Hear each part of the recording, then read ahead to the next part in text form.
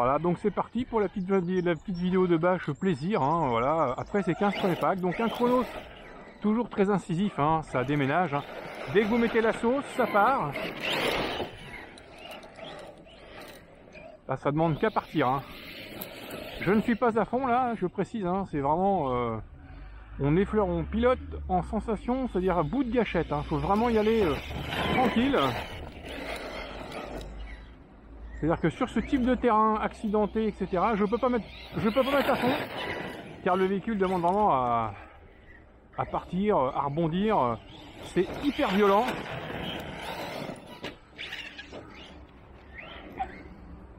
Bon, c'est donc forcément très plaisant à conduire, hein. Hop là. Alors comme j'ai déjà dit dans des vidéos précédentes, hein, c'est pas un véhicule à mettre entre toutes les mains, en tout cas pas aux débutants. Parce que très violent, on ne demande qu'à lever, qu'à partir, c'est très joueur. Donc là je roule en 6S, hein, comme à chaque fois. Hop là, le à l'arbre. Par contre c'est très bien de rouler en 4S, pour s'apprivoiser le véhicule, se le mettre en main.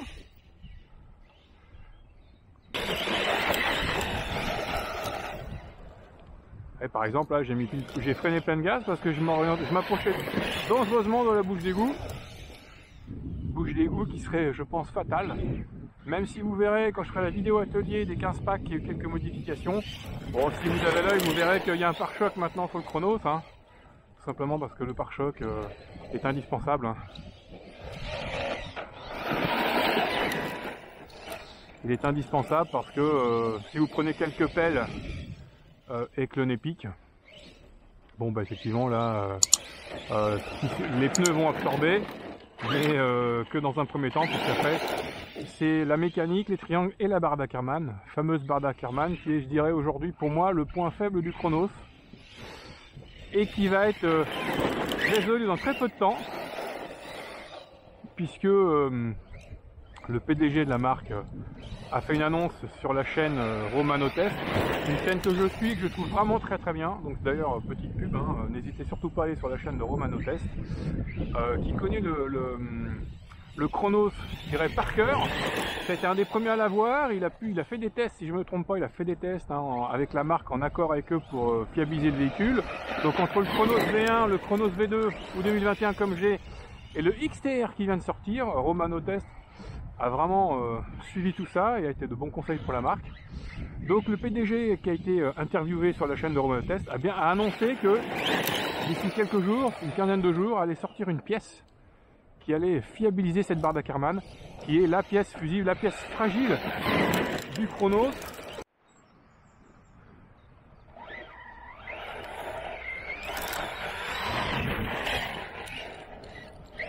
Donc une vidéo des 15 packs parce que il semble important, c'est toujours bien d'avoir le retour après 15 packs sur ce genre de véhicule, hein.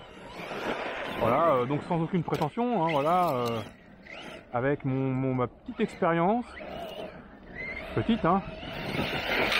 Et puis voilà, moi j'ai le véhicule, j'essaye dans un certain mode d'utilisation comparé à d'autres, hein, qui sont beaucoup plus violents que moi, parce que c'est vrai que moi je ne me voyais pas faire des black flips et compagnie, parce que j'aime pas le terrain qui s'y prête, et puis c'est pas ce que je préfère, hein. Moi je préfère vraiment voilà, ce type de terrain ou de piste, hein, voilà, ou rouler sur une piste parce que ça me plaît bien aussi. Hop là, ouais, je me suis mis l'aileron en position dynamique. Ça c'est l'autre point faible.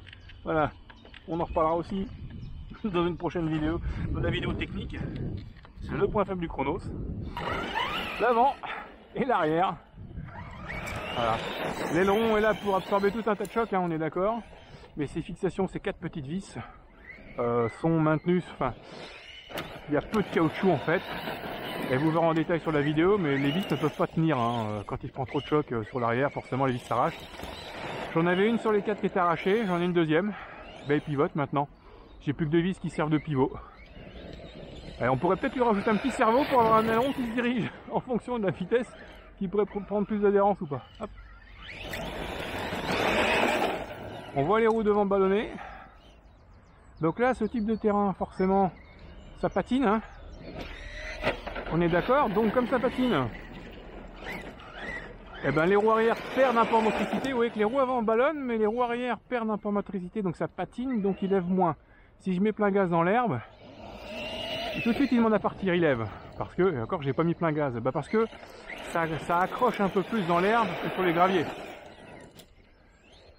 Donc forcément, là, il a tendance, et encore que, vous voyez, là on est sur de la terre. Là où il est en ce moment, j'ai plus de gravier de poussière, donc j'ai un peu plus de mal à lever, il lève pas. Ou très peu. Là, si je viens de ce côté-là, il y a plus de terre, donc là, il a tendance à vouloir lever plus facilement.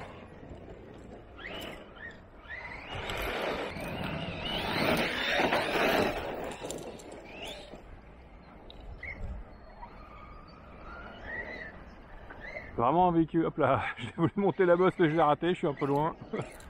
Vraiment un véhicule assez extraordinaire quand même, sans déconner, c'est vraiment un super véhicule.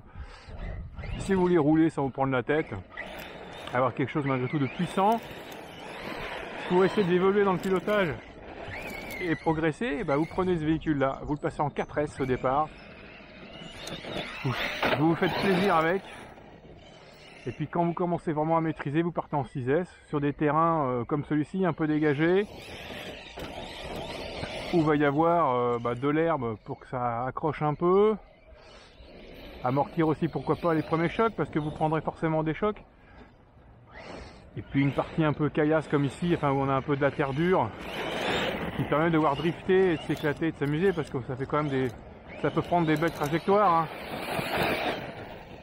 Je vous dis que là je suis vraiment très loin d'être à fond. Hein. Je ne mets pas à fond, voilà, hop là, je ne peux pas mettre à fond, j'ai trop peur de la bouche d'égout, alors on va faire un petit passage, on va essayer de faire un passage dans les cailloux ici à fond, en passant entre le bois et la bouche d'égout, donc il y a de la place, hein, mais faut penser à l'arrivée, et surtout qu'il ne se lève pas. Voilà, là on y va.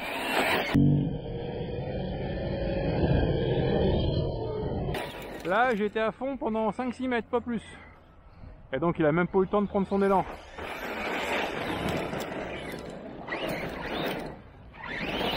Vous prenez cette même bosse, mais vous la prenez pas une balle et vous envoyez le machin à 5 mètres de haut, avec une bosse un peu plus grosse, hein, vous l'envoyez à 5 mètres de haut et vous maîtrisez pas l'atterrissage, bah vous allez casser forcément, mais c'est normal. Hein. Aucun véhicule que vous satellisez à 5 mètres de haut, si vous rattrapez mal, ne sera capable de supporter l'atterrissage quelque part. Ouais, là je me prends des casquettes, bon je la prends un peu n'importe comment, elle est pas très grosse la bosse en plus. Ouais là bon c'est l'arrière qui tape. Je ralentis pas pour faire piquer le nez, bon bah voilà ça tape, ça cabane, mais ça va, il se passe rien. Parce que le choc est sympathique, pas très fort. Vous avez des plastiques de qualité, de l'alu, un petit pare-choc qui protège. Hop voilà. Tout à l'heure je parlais de la chaîne de Romano Test où le PDG de la boîte Coralie Chronos s'est interviewé. Bon bah Romain, hein, donc le patron de la fin, celui qui anime la chaîne Romano Test, vous envoie des sauts très hauts, très longs, fait du backflip, fait des tas de choses, mais comme on dit dans le métier, il a un sacré coup de gâchette, quoi, voilà. Il est capable, il maîtrise, il a les réflexes pour. Voilà, ça y est pas venu du jour au lendemain, hein, il fait de l'RC depuis de très nombreuses années. Effectivement, ce véhicule-là, il l'envoie à des sauts, à des hauteurs et des longueurs astronomiques. Il a même fait, sur une vidéo, il a réussi à faire 5 backflips. 5 tours, le véhicule en l'air fait 5 tours, hein. Donc c'est peut-être même hardcore, oui, ce genre de véhicule en tout cas. Donc,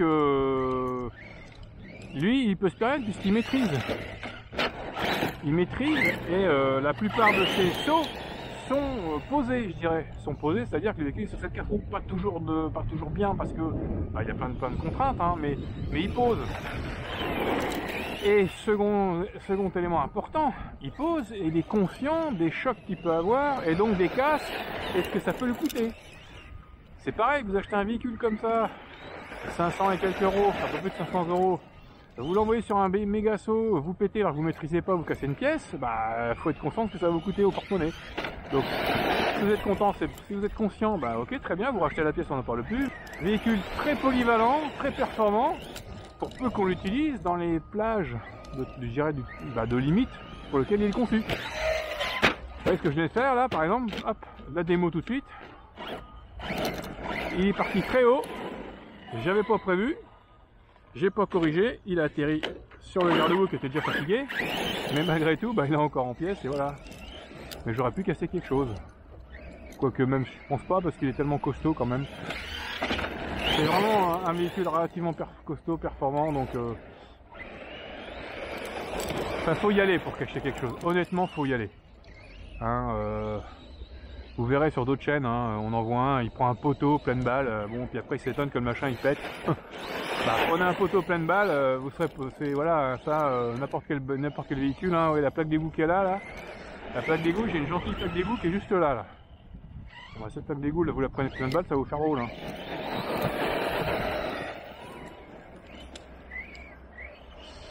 Un petit peu d'herbe.